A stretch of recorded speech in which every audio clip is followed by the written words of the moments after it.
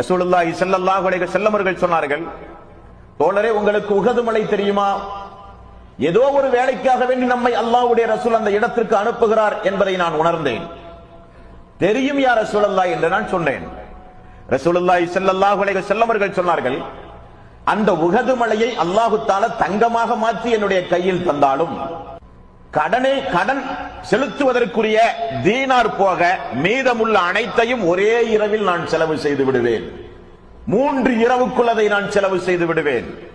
அபூதரை உங்களுக்கு தெரியுமா, அதிக செல்வம் உடையவர்கள் தான் மறுமை நாளில் நற்கர்மங்களில் குறைந்தவர்கள் என்றார்கள். யாரை தவிர? அல்லாஹ்வுடைய பாதையில் தான தர்மங்கள் செய்து சதக்காக்களை வழங்கி ஜக்காத்துகளை கொடுத்தவர்களை தவிர என்றார்கள். நபிகள் நாயகம் ஸல்லல்லாஹு அலைஹி வஸல்லம் அவர்கள் அந்த தோழருக்கு மேலும் சொன்னார்கள், செல்வம் யாருக்கு அதிகமாக உள்ளதோ அவர்கள் தெரிந்து கொள்ளட்டும் அபூதரே, அவர்கள் நற்பாக்கியத்தில் குறைந்தவர்கள், அல்லாஹ்வுடைய பாதையில் செலவு செய்தவர்களை தவிர என்றார்கள்.